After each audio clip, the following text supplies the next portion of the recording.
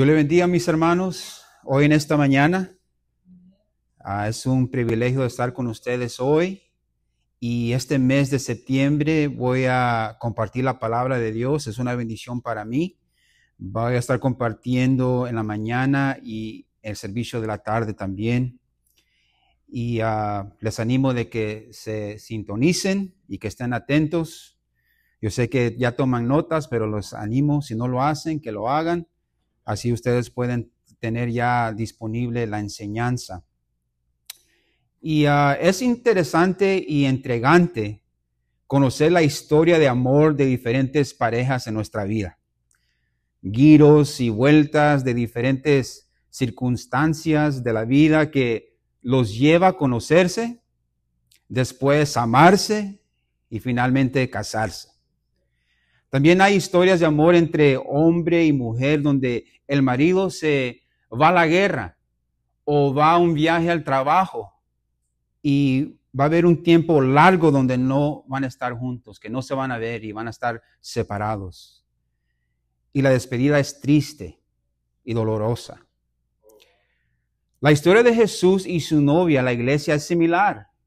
Después de escoger sus discípulos y vivir y comer con ellos, incluso morir por ellos, por nosotros, y resucitar, el Señor se tuvo que despedir de su amada. Aunque se despidió de su iglesia, no la dejó sola ni abandonada. Note lo que dice a sus discípulos el Señor en Mateo 28, 18 al 20. Ahí se conoce ese pasaje como la Gran Comisión. Y esto lo dice después de su resurrección. Antes de su despedida, les dice estas palabras a sus discípulos. Y Jesús, dice Mateo 28, 18, y Jesús se acercó y les habló diciendo, toda potestad me es dada en el cielo y en la tierra. Toda potestad, que se nos grabe eso, toda potestad. Quiere decir que sobre todo gobierno, sobre todo las cosas religiosas, sobre el arte que miramos, el Señor tiene toda potestad sobre esas cosas. Por tanto, ir y hacer discípulos a todas las naciones, bautizándolos en el nombre del Padre, del Hijo y del Espíritu Santo, enseñándoles que guarden todas las cosas que os he mandado. Y he aquí, yo estoy con vosotros todos los días, hasta el fin del mundo. Amén. Es un mandamiento, mis hermanos, con promesa, ¿verdad? Como también Pablo nos dice de que honremos a nuestros padres y a nuestras madres, y que nos va a ir muy bien en la tierra que vayamos, ¿verdad? Este mandamiento también es un mandamiento con promesa, porque él dice ir. Ese es un mandamiento, ¿verdad? Que le dice a todos, hasta nosotros, de ir. Pero viene también con una promesa, y esa promesa es, yo estoy con vosotros todos los días hasta el fin del mundo. Son palabras consoladoras para que su novia recobre ánimo para poder llevar a cabo ese mandamiento de ir y hacer discípulos. Y en este mes vamos a estudiar el libro que narra y sirve como un documental. Quizás a algunos de nosotros nos gustan los documentales, ¿verdad? Los documentaries que miramos como una serie en Netflix o en la tele, donde siguen a una persona y hablan de su historia, entrevistan a la gente y hablan de una persona o un tema. Pues este libro de Hechos es un documental de la iglesia primitiva, de los primeros creyentes. Nos narra el origen y desarrollo de los primeros creyentes, los que recibieron el poder del Espíritu Santo, que Dios Padre les había prometido. Por medio del poder del Espíritu Santo pudieron obedecer el mandamiento de su Señor cuando les dijo ir y hacer discípulos a todas las naciones. Pudieron amarse y hasta dar sus vidas en maneras crueles por el Evangelio. Todo por el poder del Espíritu Santo. Hoy en este Día del Señor vamos a estudiar la porción de Escritura en Hechos. Si pueden ir ahí en sus Biblias, vamos a estar en el libro de Hechos. Vamos a leer del 1 al 5. Y en la tarde podemos regresar, anticipando la segunda parte. Vamos a estar ahí en el versículo 6 al 11. So, esta mañana, mis hermanos, si se puede poner en pie, vamos a leer del versículo 1 al 5 en el libro de Hechos, capítulo 1. Un amén cuando lo tengan, mis hermanos. Así lee la palabra infalible del Dios viviente. En el primer tratado, oh Teófilo, hablé acerca de todas las cosas que Jesús comenzó a hacer y a enseñar, hasta en el día que fue recibido arriba, después de haber dado mandamientos por el Espíritu Santo a los apóstoles que había escogido, a quienes también después de haber padecido, se presentó vivo con muchas pruebas indubitables, apareciéndoseles durante 40 días y hablándoles acerca del reino de Dios. Y estando juntos, les mandó que no se fueran de Jerusalén, sino que esperasen la promesa del Padre, la cual les dijo, oísteis de mí. Porque Juan ciertamente bautizó con agua, mas vosotros seréis bautizados con el Espíritu Santo dentro de no muchos días. Amén. Oremos, que el Señor bendiga nuestro tiempo juntos con la palabra. Padre, venimos, Señor, en el nombre de Jesús, dándote honra y gloria, Señor, y gracias que podemos presentarnos hoy en esta mañana para oír tu palabra. Muchos quieren oír tu voz, Señor, y te damos gracias que podemos oírla por medio de tu Espíritu Santo, por medio de tu palabra, Señor. Te pedimos que bendigas nuestro tiempo junto. Te lo pedimos en el nombre de Jesús. Amén y amén. Pueden tomar sus asientos, mis hermanos. Por medio de la inspiración del Espíritu Santo, esta obra estupenda fue escrita por un discípulo de Pablo, un médico griego que también escribió el evangelio que lleva su nombre. Ese es Lucas. En Colosenses 4:14 nos habla aquí Pablo, ¿quién es este Lucas? Si lo quiere notar, ¿quién es Lucas? Puede poner usted ahí Colosenses 4:14. Ahí dice, os saluda Lucas, el médico amado. Colosenses 4:14. Y en Filemón, sabemos que es un capítulo nomás, versículo 24 dice, Marcos, Aristarco, Demas y Lucas, mi colaboradores. So aquí miramos en estos versículos quién es Lucas. Él no fue apóstolo del Señor, pero fue colaborador con Pablo. Hechos es el segundo volumen que Lucas escribió y envió a Teófilo. En el primer volumen, su evangelio, Lucas escribió la historia de la vida de Jesús. Aunque no caminó con el Señor, Lucas es el único evangelista que escribe sobre la descendencia de Jesús hasta la ascensión de Jesús. Hechos continúa donde termina el evangelio de Lucas, con la ascensión de Jesús. Y después registra el progreso inicial del evangelio cuando los discípulos lo llevan desde Jerusalén. Acuérdense que Jerusalén es la capital de Israel y está en la provincia de Judea. Ellos llevan el evangelio de Jerusalén a través de Judea a Samaria y el mundo, el resto del mundo mediterráneo. Parece que así se dice, mediterráneo. Gracias, hermana. Acuérdense que en ese tiempo no existía Estados Unidos, no existía Latinoamérica, no estaban poblados, ¿verdad? So, por eso los discípulos pudieron llevar el evangelio a todo el mundo. Y se dice que Hechos es el libro sin fin. ¿Por qué? Porque el Espíritu sigue obrando en su iglesia. El libro de Hechos todavía está abierto porque la iglesia todavía existe. El Espíritu Santo sigue obrando en la iglesia. No de la misma manera por medio de los apóstoles, aunque usted oiga que hoy en día hay muchos apóstoles. No. Pero sigue regenerando el Espíritu Santo a corazones por medio del evangelio, añadiendo a su iglesia creyentes y dándoles dones para servir en la iglesia. Todo para la honra y la gloria del Dios Trino. Por eso el Espíritu Santo sigue orando y el libro de Hechos todavía está abierto hasta que el Señor venga por su iglesia. Y Hechos forma un puente. El libro de Hechos, mírelo como un puente de los evangelios a las cartas de Pablo. Porque imagínense si no tuviéramos el libro de Hechos, no supiéramos quién era Pablo, no supiéramos su historia, cómo él llegó al evangelio, porque Hechos nos dice cómo Pablo fue salvo. Hechos es como un puente, se puede decir. Es muy importante el libro de Hechos.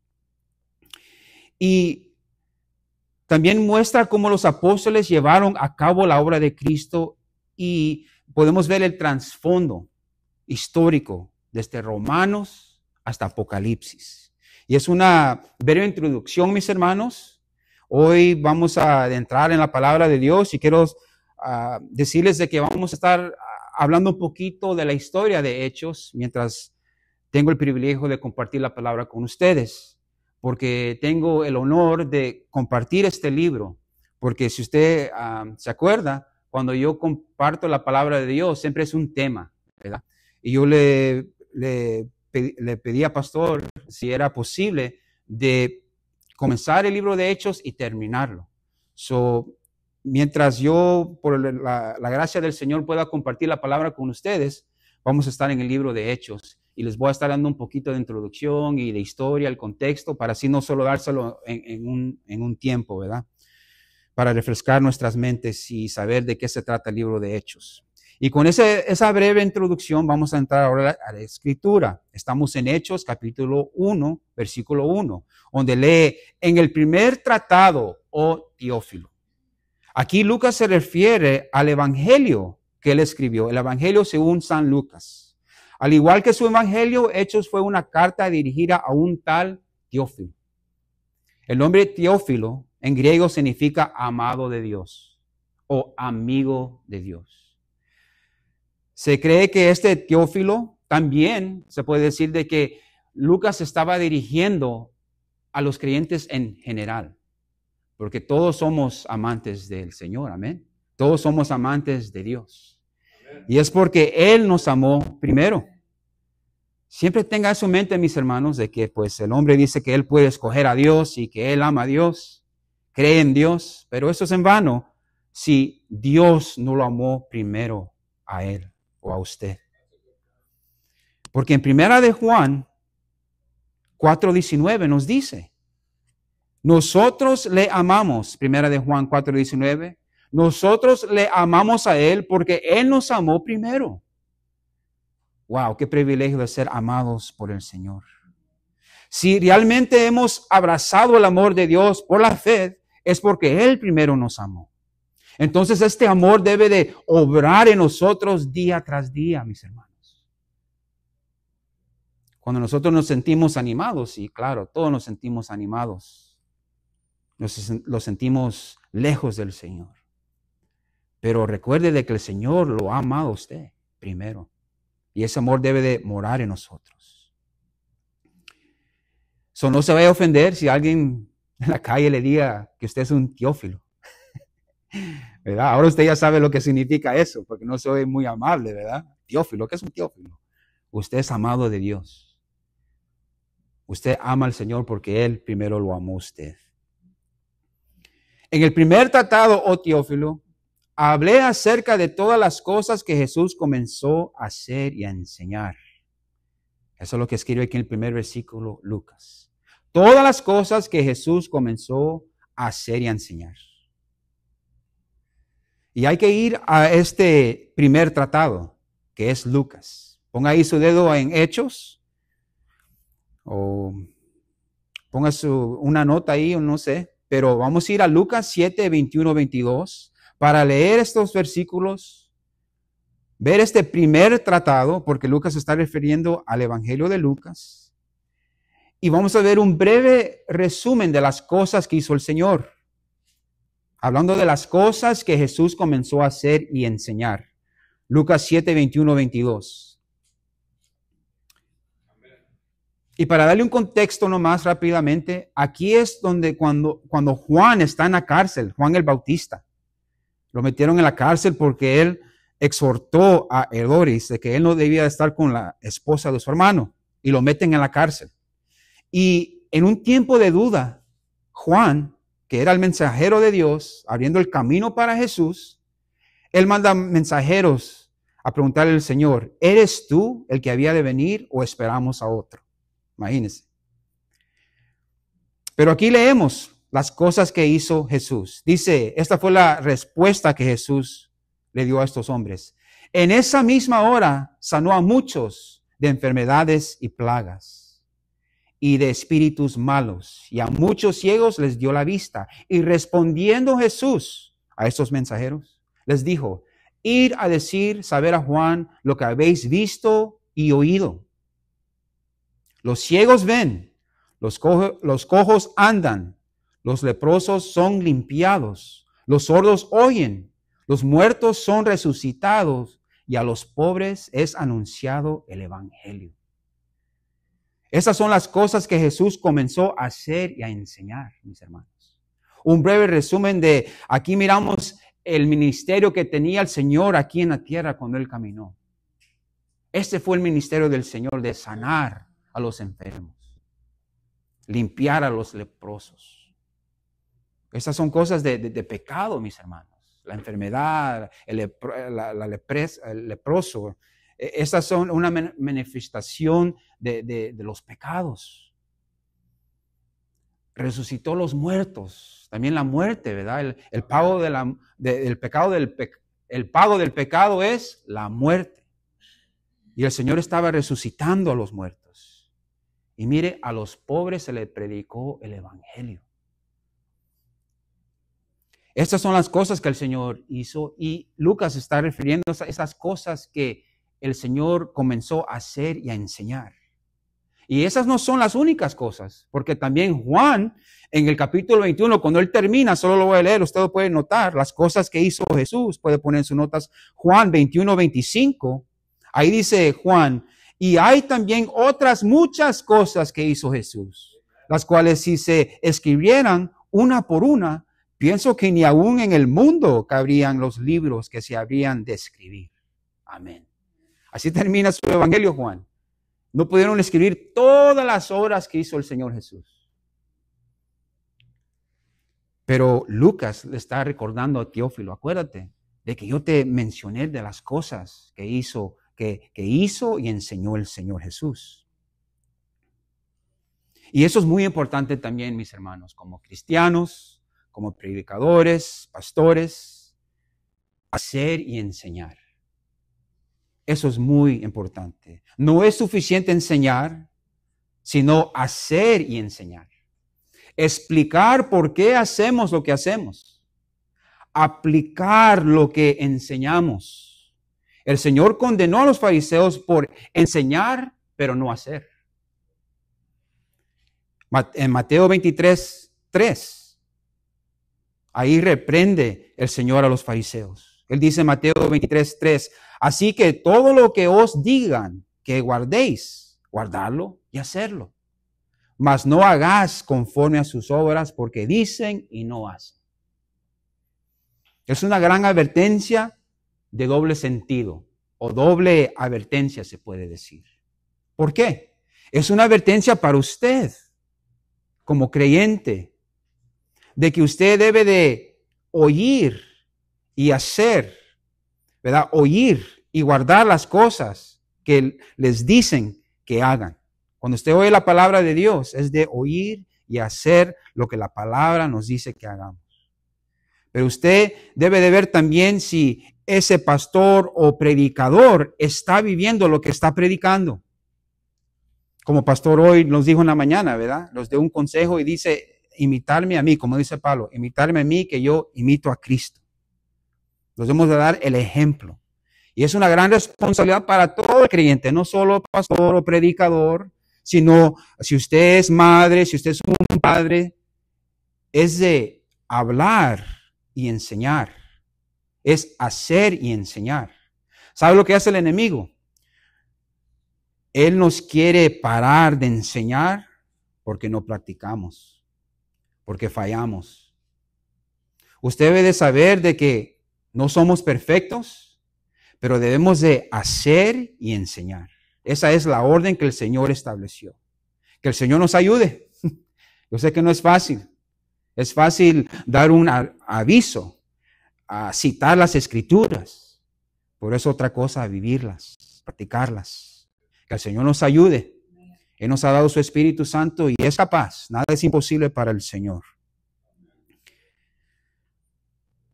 Y dice aquí también, regresando al versículo 1, en el primer tratado, oh Teófilo, hablé acerca de todas las cosas que Jesús comenzó a hacer y enseñar. Hasta el día, dice el versículo 2, en que fue recibido arriba, después de haber dado mandamientos por el Espíritu Santo a los apóstoles que había escogido. Jesús les dio muchos mandamientos a los apóstoles que él había escogido. Como Él es el Señor, Él tiene toda la autoridad, como Él dijo, Él tiene toda la potestad en el cielo y en la tierra. A Él se le debe toda la honra y la gloria. A Él se le debe obedecer. Se le debe dar toda la lealtad al Señor. Y después de resucitar, les sigue enseñando y dando mandamientos a sus apóstoles. Les da la gran comisión, si lo quieren anotar, la gran comisión se encuentra en Mateo 28. La gran comisión. Mateo 28. También en Marcos 16 encontramos la gran comisión. Hablando de los mandamientos que el Señor dio después que resucitó. Y en Juan 21, mis hermanos, Juan 21, ahí es donde el Señor restaura a Pedro. Porque acuérdense de que Pedro había negado al Señor 3 veces.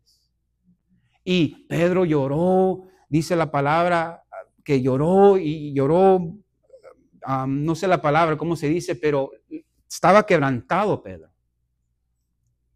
Y ahí, mis hermanos, miramos en Juan 21 que el Señor, ya resucitado, animando, restaurando a Pedro, le dice, si me amas, apacentea mis ovejas, apacienta mis ovejas. El Señor quiere, mis hermanos, que seamos alimentados con su palabra. Así es como se debe de interpretar esas palabras que el Señor le está diciendo a Pedro. No solo que anime a sus discípulos y apóstoles, sino a la iglesia, con la palabra, todas las ovejas del Señor. Porque ¿qué dijo el Señor en la tentación en el desierto? ¿Cómo reprendió a Satanás? En Mateo 4:4. Él le respondió a Satanás, escrito está, refiriéndose a qué, a la palabra de Dios. Escrito está, no solo de pan vivirá el hombre, sino de toda palabra que sale de la boca de Dios. Aquí se predica la palabra de Dios en la asamblea de oración. Aquí se predica la verdad. Y lo menciono, mis hermanos, no para gloriarnos, podemos decir amén, pero no para gloriarnos, sino para que usted alabe y adore al Señor, porque Él está proveyendo alimentación para su alma. Amén. Y no lo tiene como una oveja perdida en otras iglesias donde no se predica la verdad. Es una razón para darle gracias al Señor, que se predica la verdad en este lugar. Y dice aquí la escritura donde estamos en Hechos, que Él dice aquí, haber dado mandamientos por el Espíritu Santo. Note que el Señor no obró sin el Espíritu Santo. Nuestro Dios es el Dios trino, Padre, Hijo y Espíritu Santo. En mis oraciones yo siempre digo, Padre, Señor Jesús, Espíritu Santo. Y obran juntos en armonía. Estas cosas son espirituales, mis hermanos, las cuales el hombre carnal no puede comprender. Y el Señor vino obrando con el poder del Espíritu Santo. Y aquí dice la Escritura que Él dio estos mandamientos por el Espíritu Santo a los apóstoles que Él había escogido. En este grupo de apóstoles, mis hermanos, confundidos, no muy educados, estaba el pueblo de Dios. Porque estos mandamientos no se los dio al mundo, sino a los apóstoles. ¿Qué dice la palabra? Que Él había escogido. Se ve el patrón de escoger en las Escrituras. Se ve el patrón de escoger a su pueblo. Abraham fue escogido de entre una nación pagana. Isaac fue escogido sobre su hermano Ismael. Jacob, dice la escritura, que el Señor amó a Jacob y aborreció a Esaú. La nación de Israel fue escogida y no la poderosa Egipto. El rey David sobre Saúl. Y note aquí lo que dice la escritura. El Señor no escogió a los fariseos y a los escribas ni los abogados de la ley. Aquí Lucas nos dice que Jesús le complació en escoger a estos pescadores, no muy educados, para establecer su iglesia. Yo me animo cuando oigo eso y cuando sé de que el Señor no fue buscando a los más inteligentes, los más sabios. Y nosotros estamos aquí de diferentes trasfondos, diferentes niveles de educación. Somos hijos de Dios y fuimos escogidos por Él. Él nos escogió de entre las tinieblas, de diferentes pecadores, entre familias. El Señor siempre ha escogido a su pueblo y es de alabarle por eso, porque eso nos enseña de que todo es por gracia, porque nosotros no lo merecemos. Él ya nos había escogido desde antes de la fundación del mundo, dice la Escritura en Efesios. Aleluya. Si usted está aquí hoy en esta mañana, si usted está interesado en las cosas del Señor, es porque el Señor lo ha escogido. Eso nos lleva a alabar al Señor. Aquí en el versículo 3 dice, a quienes también después de haber padecido, hablando de la crucifixión, acuérdense que el Señor había sido crucificado, se presentó vivo, aquí hablando de la resurrección, con muchas pruebas indubitables. Cristo había muerto y resucitado, pero había muchos que dudaban o negaban la resurrección del Señor. Los líderes religiosos, si se acuerdan, le pagaron a los guardias para que mintieran, porque el Señor había resucitado y la roca ya no estaba ahí. ¿Y qué hicieron los judíos para ocultar la resurrección?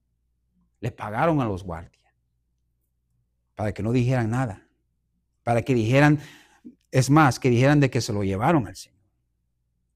Era una mentira. Y no solo el mundo incrédulo niega o duda, o dudaba, se puede decir, de la resurrección, pero también habían creyentes en el tiempo del Señor Jesús que se apareció ahí enfrente de ellos y todavía dudaban. En Mateo 28, 17 dice, y cuando le vieron, Mateo 28, 17, y cuando le vieron, le adoraron, pero algunos dudaban.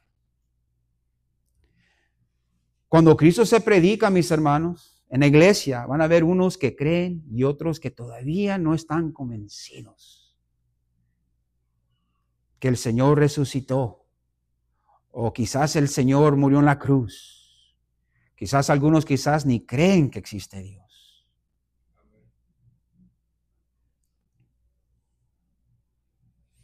Si nosotros verdaderamente creemos que el Señor resucitó, debemos de confiar que Él está con nosotros.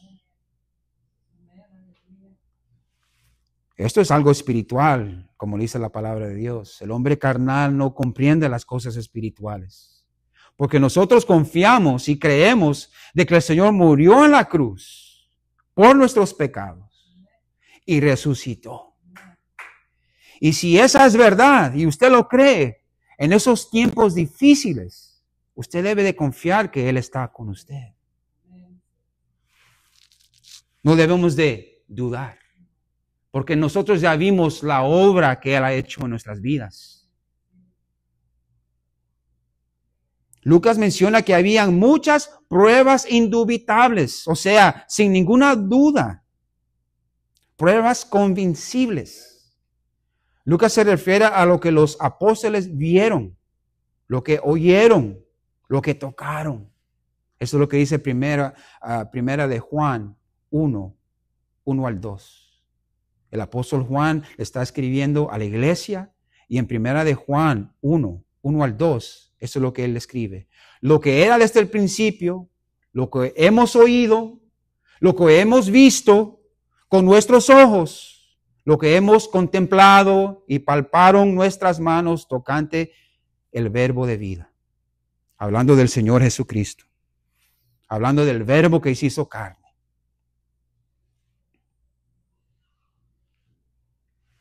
Estos varones experimentaron al Señor Jesús. Vivieron con Él, lo vieron, comieron con Él, caminaron con Él.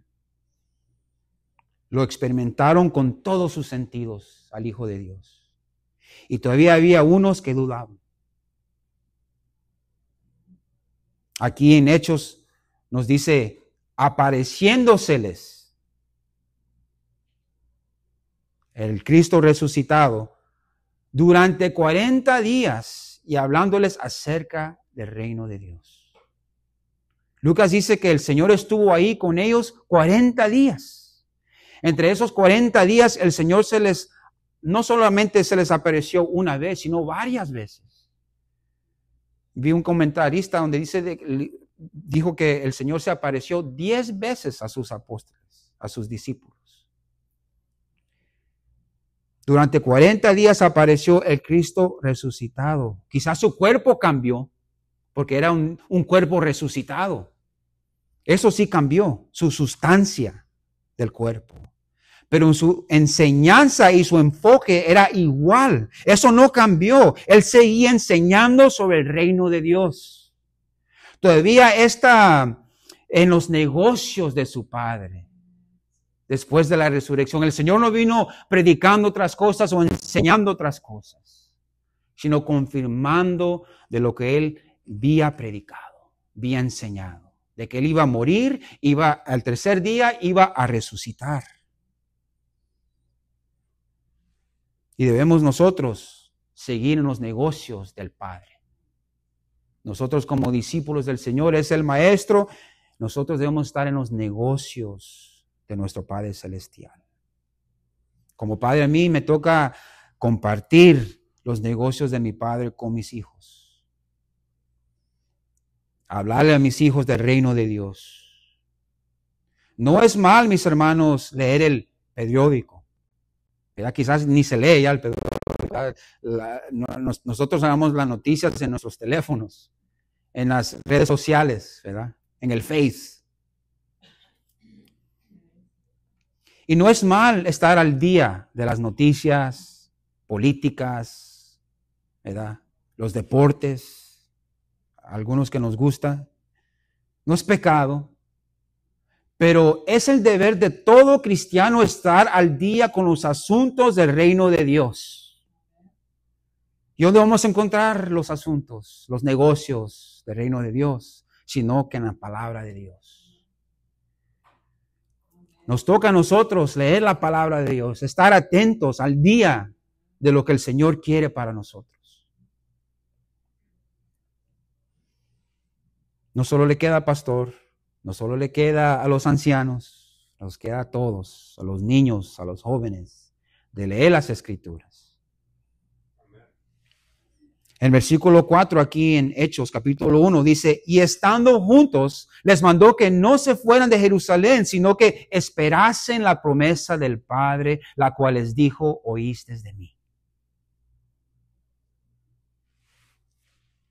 Los apóstoles y los discípulos de Jesús estaban todavía en Jerusalén.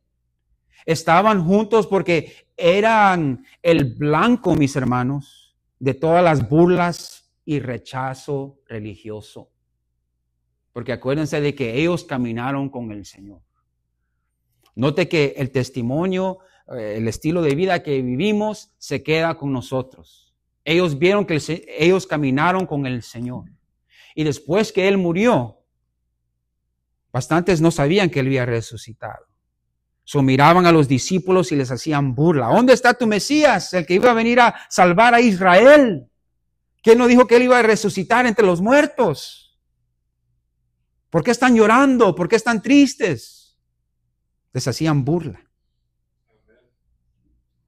Cuando el Señor sanó al ciego, acuérdense, cuando el Señor sanó al ciego que no podía ver, Los fariseos estaban tan enojados que amenazaron al pueblo de que no podían decir que Jesús era el Cristo. Y tanto de que también amenazaron a los padres del ciego. En Juan 9:22 dice, tenían miedo de los judíos, por cuanto los judíos ya habían acordado que si alguno confesase que Jesús era el Mesías, fuera expulsado de la sinagoga. Note. Ahora estos discípulos que ya el Señor ha resucitado, murió en la cruz y resucitó, ellos estaban juntos porque eran rechazados en la sinagoga. Eran expulsados ya. No se podían reunir como lo hacían antes. Entonces están juntos en Jerusalén. Y aquí encontramos una de las palabras más duras y más difíciles para el hombre poder hacer. ¿Cuál es? Esperar.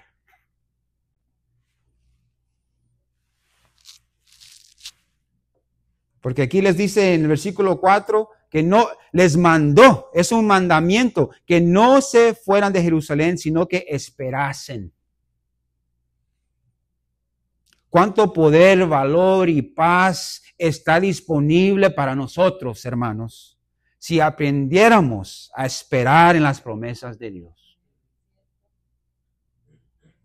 En los negocios de la vida tenemos que aprender a estar quietos, tener paciencia. Más como los creyentes, los cristianos que somos, que nosotros queremos ver a nuestras familias salvas. Debemos esperar en el Señor. Y dice, les mandó que no se fueran de Jerusalén. Me imagino que los apóstoles querían correr y escaparse de ese lugar lo más rápido posible. Pero Dios tenía un propósito. Quería el Señor que en esta ciudad, que era el centro de la teocracia judía, acuérdate, ellos no tenían un rey en ese tiempo. Y el Señor tenía el propósito de que Él quería que en ese lugar, en Jerusalén, fuera también el lugar donde se inaugurara oficialmente la iglesia. No en otro lugar pagano, donde no se vaya a manifestar esto, sino que allí, en ese lugar.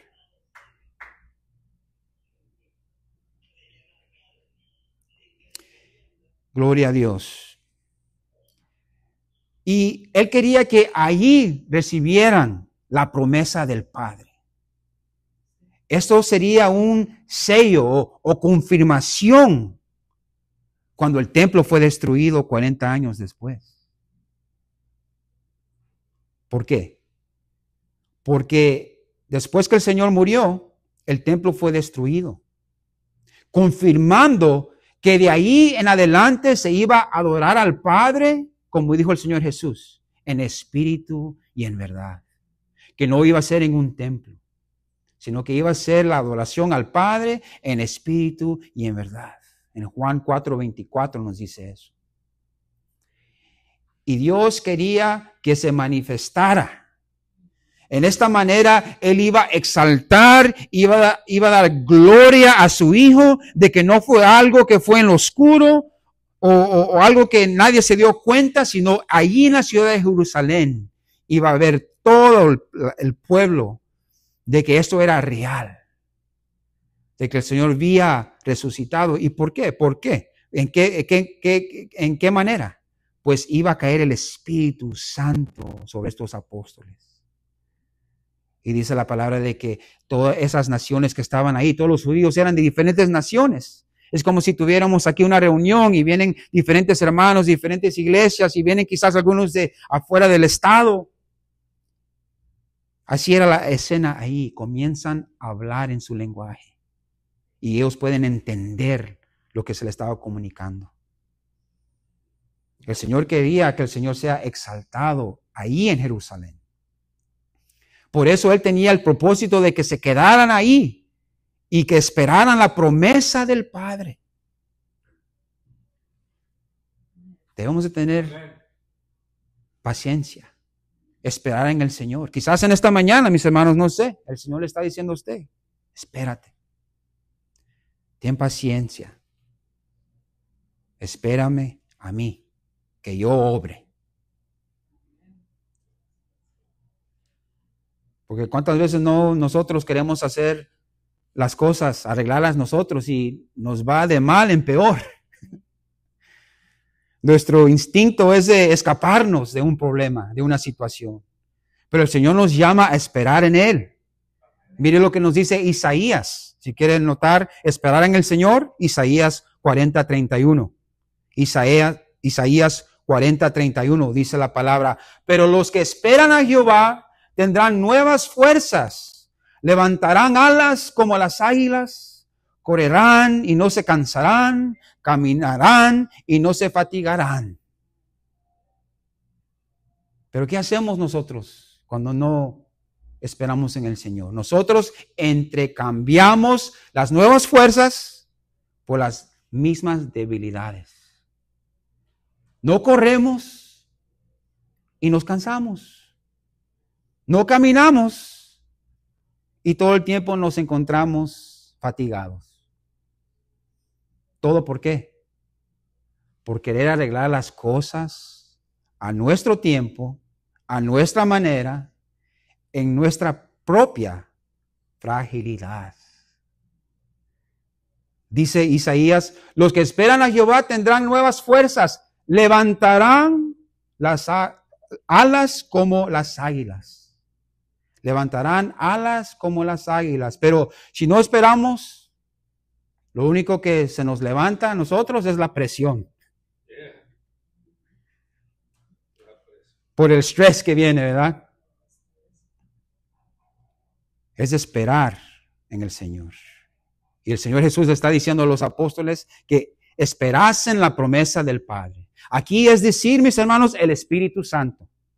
La promesa ya había sido anunciada por medio del profeta Joel. En capítulo 2, 28 al 32. Eso lo vamos a estar estudiando en unos días, pero solo quiero leer el primer versículo, el 28. Joel 2, 28. Y después de esto, derramaré mi espíritu sobre toda carne. Y profetizarán vuestros hijos y vuestras hijas. Vuestros ancianos soñarán sueños y vuestros jóvenes verán visiones. Joel 2:28. En unos días, en el capítulo 2, eso se va a cumplir en el día de Pentecostés. Pero aquí el Señor les está diciendo a sus apóstoles, espérense por la promesa que va a dar el Padre. Se va a cumplir. También Ezequiel 39:29, si lo quieren notar. Ezequiel 39:29 habla de el derramamiento del Espíritu Santo. Ni esconderé más de ellos mi rostro, porque habré derramado de mi espíritu sobre la casa de Israel, dice Jehová el Señor. Ezequiel 39:29. De esta es la promesa que está hablando aquí el Señor a los apóstoles, confundidos, con miedo. Ya no se pueden reunir en el templo. Pero note lo que dice aquí, mis hermanos, de que ellos estaban juntos.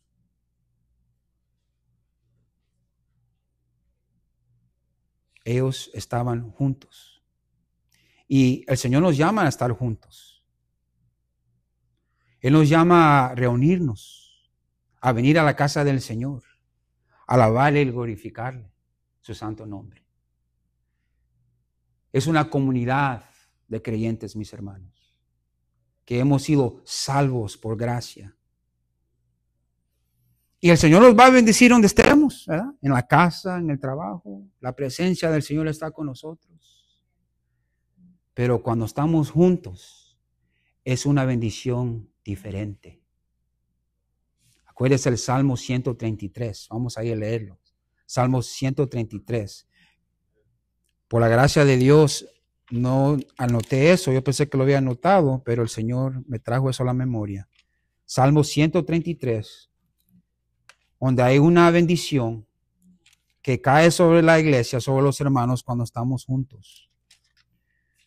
Lee así: mirar cuán bueno y cuán delicioso es habitar los hermanos juntos en armonía. Es como el buen óleo sobre la cabeza, el cual desciende sobre la barba de Aarón, y baja hasta el borde de sus vestiduras, como el rocío de Hermón, que desciende sobre los montes de Sión. Porque ahí envía Jehová bendición y vida eterna. Aleluya. Por eso nosotros estamos unidos.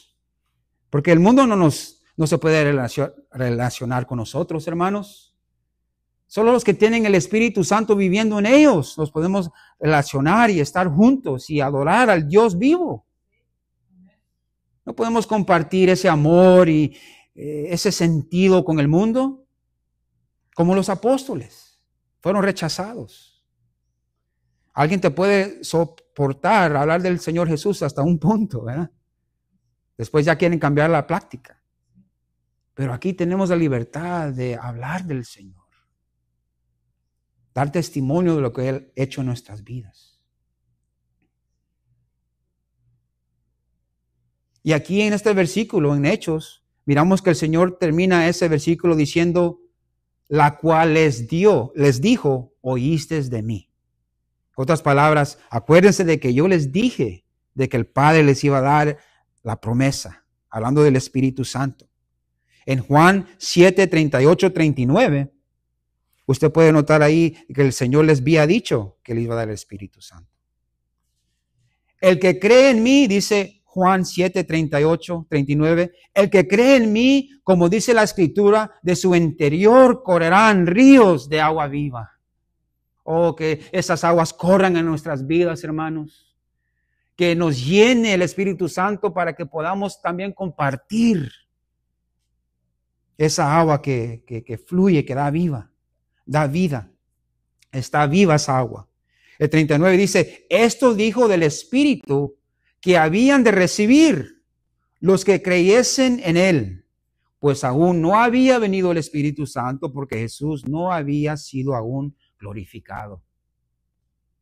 Por eso el Espíritu Santo no había llegado todavía, porque el Señor todavía estaba resucitado. Todavía no había llegado el Espíritu Santo todavía, porque todavía no había ascendido al cielo.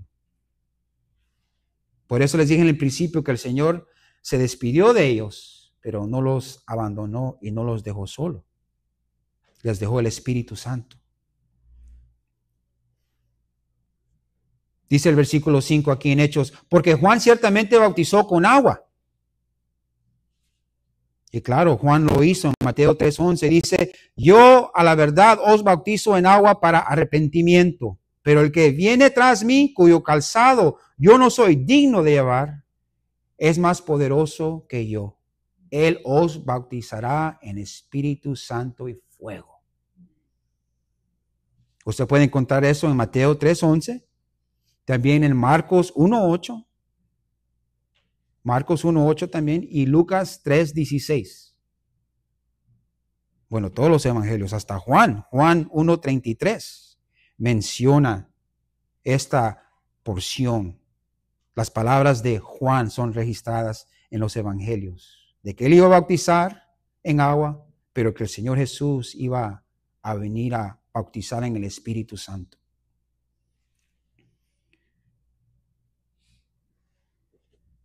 Mas vosotros seréis bautizados con el Espíritu Santo dentro de no muchos días, dice aquí en Hechos 1:5. La idea de ser bautizados, hermanos, es de ser sumergido o cubierto en algo. Así como Juan bautizaba a la gente en agua, y todavía lo hacemos, del arrepentimiento de nuestros pecados, como mandamiento de Jesús, de que fuéramos bautizados, acuérdense, ir a ser discípulos de todas las naciones, bautizándolos.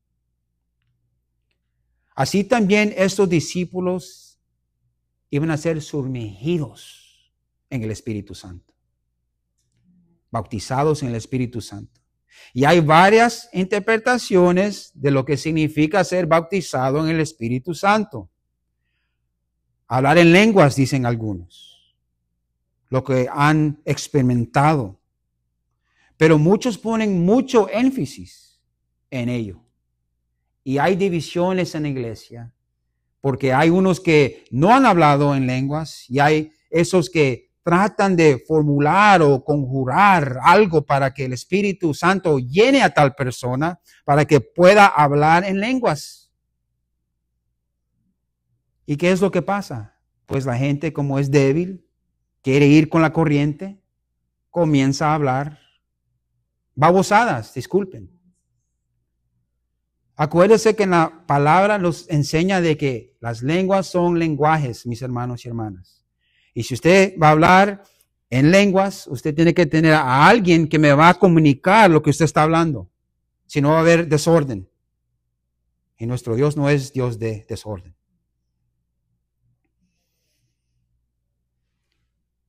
El Señor nos dice que es ser bautizado con el Espíritu Santo. ¿Qué va a hacer cuando Él venga? Acuérdese, Él no había venido porque el Señor no había sido glorificado. ¿Qué dice el Señor Jesús que va a hacer cuando venga? Juan 16, 8 al 11. Ser bautizado con el Espíritu Santo, pues el Señor nos va a decir qué es eso. Juan 16, 8, 11. Y cuando Él venga, hablando del Espíritu Santo, convencerá al mundo de pecado. Cuando usted nace de nuevo, cuando el Espíritu Santo lo llena a usted, cuando lo bautiza, usted es convencido de su pecado. Cuando Él venga, convencerá al mundo de pecado, de justicia y de juicio. De pecado, por cuanto no creyeron en mí. Cuando uno es lleno del Espíritu Santo, lo lleva a arrepentirse de sus pecados. Lo lleva a creer, ¿verdad? El 10 dice de justicia, por cuanto voy al Padre y no me verás más. La justicia que el Señor cumplió es dada a nosotros, mis hermanos. Y de juicio, por cuanto el príncipe de este mundo ha sido ya juzgado. Nosotros hemos escapado de ese juicio, mis hermanos, que viene al mundo. Y eso es lo que va a hacer el Espíritu Santo. Los va por convicción en nuestros corazones del pecado y los va a causar creer en el Señor. Los va a causar a ver lo que es justo y lo que no es justo. Y también nos va a salvar del juicio que viene para el mundo, mis hermanos. Esos son los que tienen el Espíritu Santo. Y las siguientes cosas, las siguientes interpretaciones son las que yo también respaldo y confirmo cuando uno es bautizado con el Espíritu Santo. ¿Cuáles son? Ser bautizados por el Espíritu Santo es ser empoderado del Espíritu Santo. El Espíritu Santo llena al creyente con una comprensión genuina de la verdad y le da dones para servir en el cuerpo de Cristo. Es decir, en la iglesia, en la comunidad de creyentes, afuera del edificio también. Que Dios bendiga a los hermanos que nos miran, que nos visitan, que dan donaciones, que nos apoyan en la obra. Quizás no vienen a esta iglesia, pero ellos saben de que sirven y aman al mismo Dios, llenos del mismo Espíritu, que nos ayudan aquí también. Que Dios los bendiga. Eso es ser lleno del Espíritu Santo, querer obrar para el Señor. También que miramos ¿qué quiere decir ser bautizados por el Espíritu Santo? Confirma nuestra unión con Cristo. El Espíritu Santo une al creyente con Cristo y con los demás creyentes en el cuerpo de Cristo.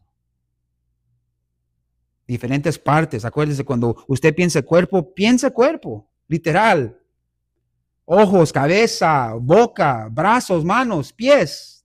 Todo lo necesitamos. Nos necesitamos unos a los otros. Formamos cuerpo de Cristo.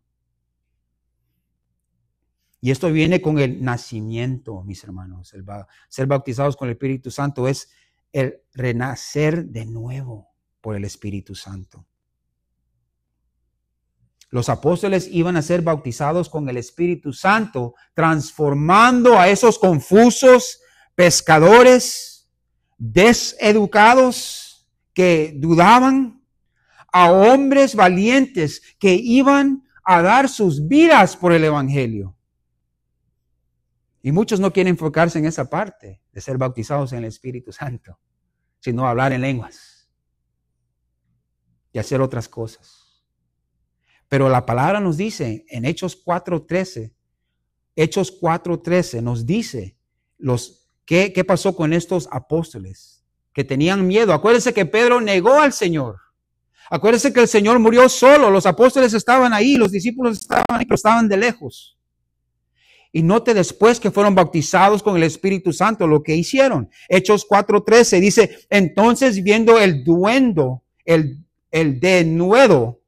denuedo de Pedro y de Juan, y sabiendo que eran hombres sin letras y del vulgo, se maravillaban y les reconocían que habían estado con Jesús.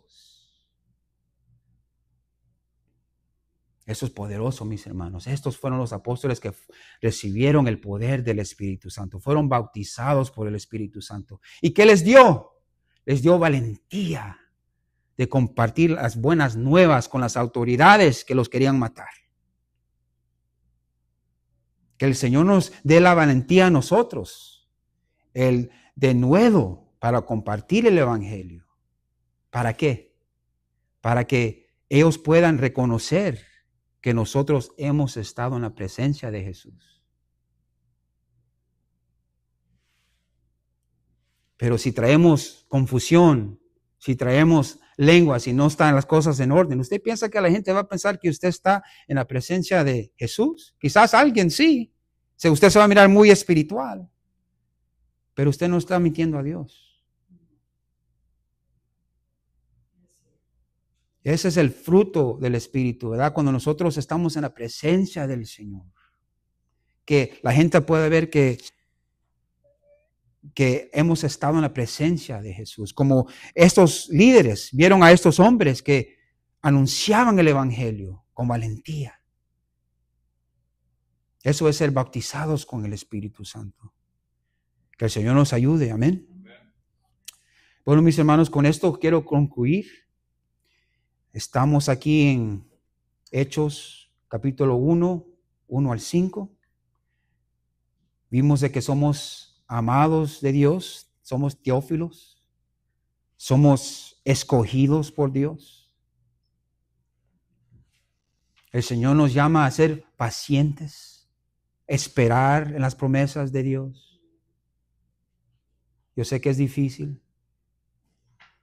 pero el Señor tiene un propósito porque nos hace esperar. Aquí en este lugar estamos esperando, mis hermanos. Porque el Señor tiene un propósito aquí. Y todo el que se ha quedado aquí va a ver esa bendición. Quizás no mañana, quizás no en el año que viene, no sabemos. Pero el Señor tiene un propósito aquí. Y quizás ni lo vamos a dar cuenta hasta que estemos en gloria. Pero el Señor nos dice que nos esperemos, ser paciente. El fruto viene y ese fruto permanece cuando es obra de Dios y no del hombre.